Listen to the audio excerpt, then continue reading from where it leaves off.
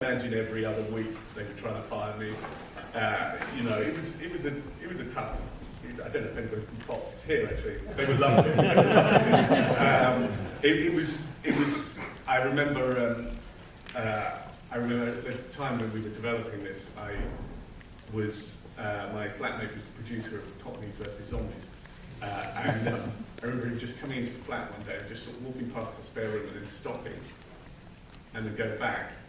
And looking, and the room was completely black, and I was just sitting there, just like that, just doing nothing. So it was a hard process, the whole thing. But do you know what? In the end, they, you know, if someone asked me to do my director's cut, that is whether you like it or not. That is my director's cut. So yeah, they were, you know, they're good. What did you learn from doing it that you didn't really start? That's a tricky one. Choose your battles. Choose your battles. You can't fight everything all the time, and it was constant fighting. I mean, we were at times they were telling us to cast like Pinky, the role of Pinky. At one point, Fox came to us and said, "Yeah, you need to cast this 19-year-old Bollywood actress." And I was like, whoa, okay, the whole film's going to be like, is Michael sleeping with the nanny now? You know, it was so, and you would fight it, and then obviously it would just sort of get popped out. But if you fought every battle, which I did at the time, you found you ended up getting exhausted. So you just had to sort of go with it. Especially in India. India's crazy. I mean, it's a fantastic place to film. You can't stamp your authority on India. You just have to go. Yeah, you were telling me they were making Bollywood musicals on the next. Oh yeah, absolutely. You could hear. I mean, it was crazy. The producer was walking around the sound studio with a rifle, trying to shoot the sparrows. Like there was birds in the thing. So while we were doing the whole emotional, you know, Pinky saying about the village and you have to bring your son back. You know, I could hear this. You know, this is sort of wandering around trying to shoot me, but. So the whole place, it was kind of crazy, but it was just incredible what we could achieve out there. We built the whole temple on a mountain place, and we built it back in a studio, and the house was just this enormous building. So it was crazy fun. And the cast was very impressive. Yeah, they're great. Sarah was, I mean, you know, obviously I have to say, I can't say it in front of you, God, she was fucking awful.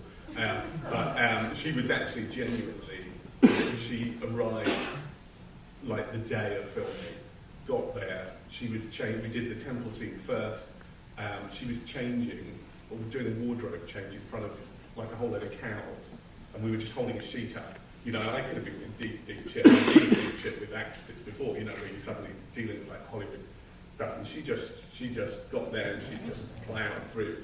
And you know, Jeremy arrived 2 weeks into filming, so there's a lot of that whole opening shot where we come in and she's talking to Jeremy. Jeremy's not there. There's someone else shoulder with line producer. So he was literally parachuted in, and he was cool, fun. You know, I could just tease him about the amount of bad movies he's made. It would be a lot of fun.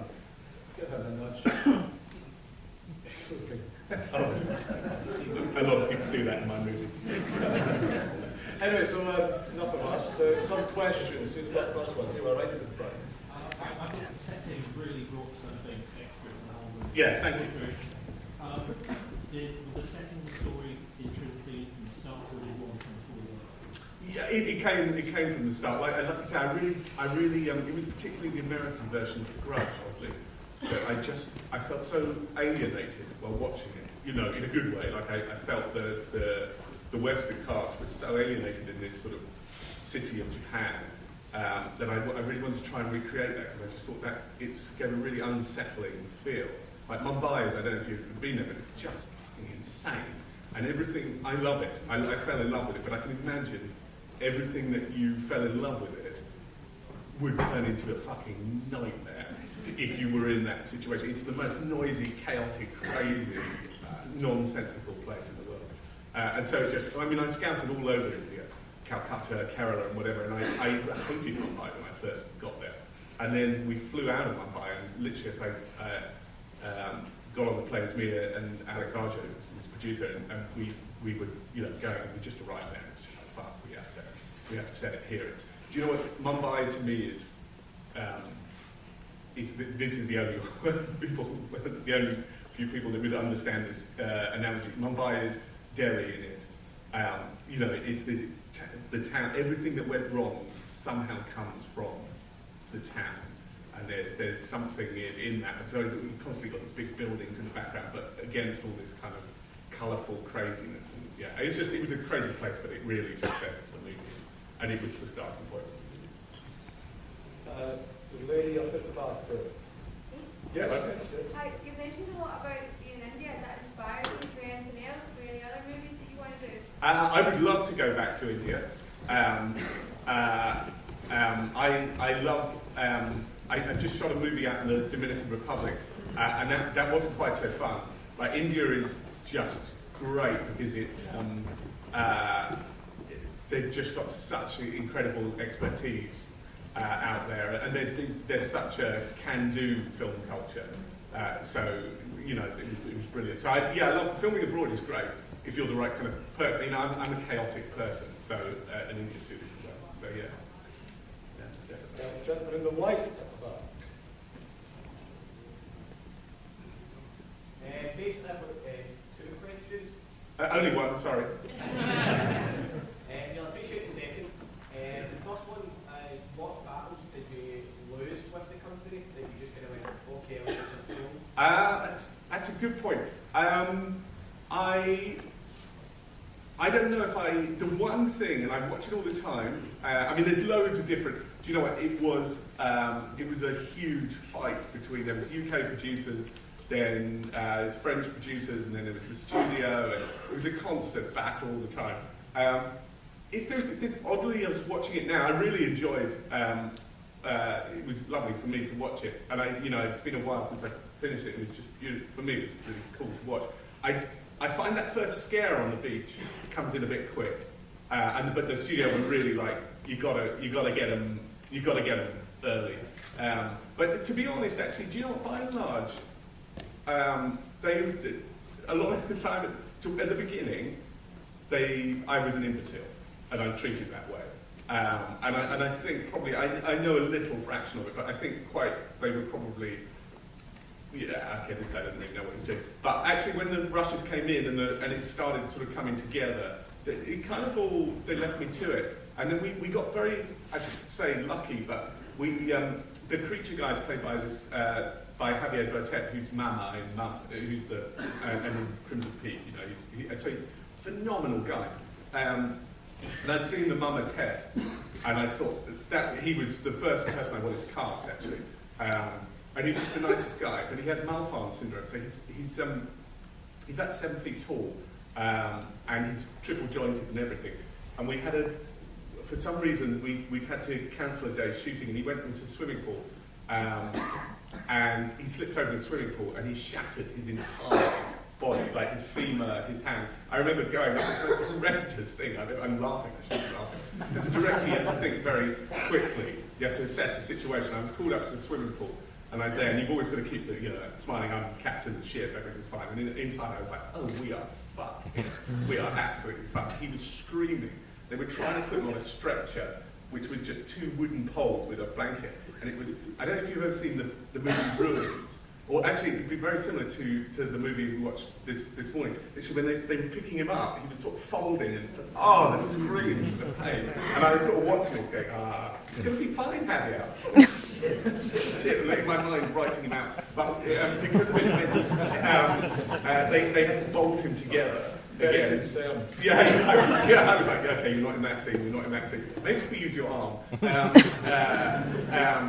I mean, that was the most amazing. This is what I mean about fighting your battles. So the next day, I remember the studio sending me a YouTube clip of, they were like, okay, it's fine, we'll just replace him. So they sent me a YouTube clip of an Indian gymnast in blue Speedos who could put his legs over his head. And I was like, okay, that's not quite the same. I get that he's great with his blue Speedos and everything, but this is a long, I'm a waffler, we got to go back out then in 3 or 4 months after filming to shoot the rest of his stuff. And I shot a whole load of stuff. A lot of the big scares were shot afterwards. Actually, the studio then, at that point, they just left me to it. I literally was able to just, do what I wanted, which was nice. So, yeah. And there was a second part? Yeah, just a bit fast. Why do you think, and I've done it myself when I've made films, why do you think that we always kill the dogs in boys? Okay, this is an interesting one. There's an extended version of that scene where she lifts up the dog's head. I remember filming. The mother of the child wasn't. I'm very good friends with the mother of the child. I add on this, but she wasn't there the day. She was looking after Javier, who'd fallen down and broke his leg. So her sister was there. They're quite middle America. They're not Hollywood at all. And it's an extended version of the scene where Jeremy's sister, comes round and goes, "What have you done?" And she turns around and she's got the dog's head in her hand. She lifts it above her head and then pulls the ears and goes, "Woof, woof, woof." And I just remember doing the scene and then just turning around and looking at the sister of the mother, and she was just like, her face was like, nobody told me this, and I just turned back and I was like, "Yeah, that's good, yeah, cut, let's move on then." That I remember being in you have to go through this horrendous process with the studios, which is the NRG screenings. So just to see if people rate your movie, basically telling you your shit, and you do it out in like Long Beach.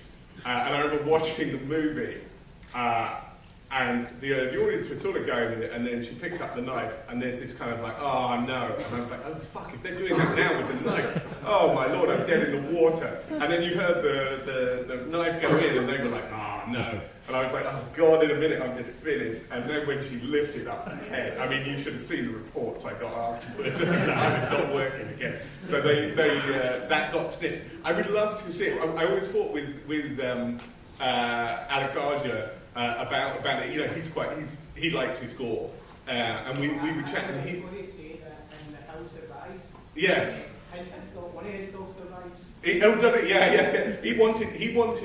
He still wants that scene to go into. It wasn't the best effect in the world, so it wasn't too hard a thing to cut. But he's like, I really would love to see that in the Blu-ray edition. I would have loved to have seen it with a proper audience. And seeing what the studio would have had it, and I kind of felt maybe people were really offended when she lifted her head up. It was like I crossed the line there. So I don't know, kill the dog. Yeah, we love dogs, not humans, but we love dogs. So it's the worst thing you can do. Before we move on to the special treat, we'll have one more question. Maybe two. You started talking a little bit about mythology before. Is this based on a specific mythologic story from India? Yes, there's a village in India called Bangra, which is it's in the south of India. It's totally abandoned. All the houses are empty. Nobody knows what happened to the occupants, and it's all fenced off with signs, government signs on the outside going. Don't enter this place after sunset because the ghosts of the dead walk the village. And I came across that and I was like, oh, fantastic. I had this idea about a door. It sounds ridiculous, but I love doors and God, I'm not making much sense. But, and then put the two things together. Okay, final question. That was your question. Okay, well, this is so what is he doing next? I've just finished a movie for E1 and Dimension called 47 Meters Down. It won't be called that because Americans, I realise, don't understand meters. So it will be called something else. But it's about two sisters played by Mandy Moore and Claire Holt, who on holiday in Mexico, and they go out on a shark expedition where you can go down in the shark cage and watch the great white circle the cage, and then the cage breaks and it goes down to the bottom of the ocean, and they have an hour left in their tanks to get back up to the boat through shark infested waters. You can't get straight up, you've got the bends, and that's the movie. It's the first movie ever, I think, to be shot entirely underwater.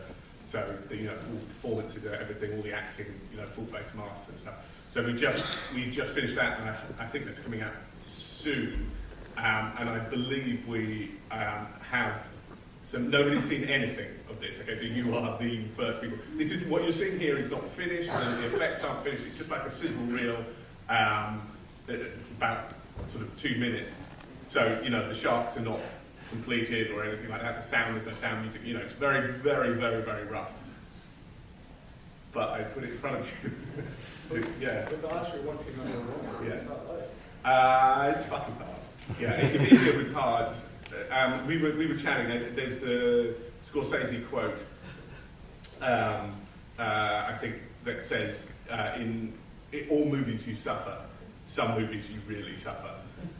You do an underwater movie, I mean, that was the worst experience of my life, I have to say. Getting through that has been... It seems to be a wee bit of a threat going on. Yeah, I mean, but I wrote this movie, I thought, because Other Side of the Door was fucking tough experience. This has been like it's unusual to have a labour of love being, I guess, your studio movie. This was 3 or 4 years of my life to get this to beginning to end. So I was like, okay, I'm only going to live so long. I'm going to write a movie. I'm a big diver. I love diving and I love sharks. I'm a big kid. And I was like, you know what? I'm going to write a movie about diving and sharks and have 2 beautiful girls and Matthew Modine. It's just going to be great. I end up in a fucking tank in Basildon. And you're having to put, to make the sea look like the sea, you're having to put broccoli. So we have trucks of broccoli going in, okay, and the tank doesn't get empty. So broccoli started to, and it's only, like this is the height of summer last year we shot it, in the hot summer. And it was only sort of 4 weeks into the shoot, and Mandy Moore comes up out of the tank, and it's like, okay, I've got to just pause, Mandy's going to the loo. And I was like, okay, fine. And I'm like, hang on a second, Mandy's, what's everybody else been doing? Everybody just goes to the loo. So for 4 weeks in the height of summer, under like this tent with broccoli and urine, and oh my lord, I was just like, what the fuck?